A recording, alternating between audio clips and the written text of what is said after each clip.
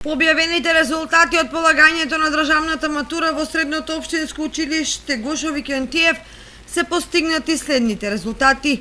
Од вкупно пријавени 90 ученика за полагање на државна матура, 11 ученика не го положили испитот по англиски јазик, а останатите положиле со просек од 3:1.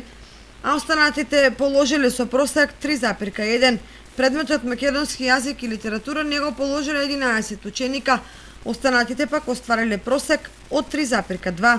Матурантите од Средното општинско училиште Гошови Кентиев се покажале добри математичари и сите кои што го полагале испитот по математика го положиле и оствариле просек од 4,8.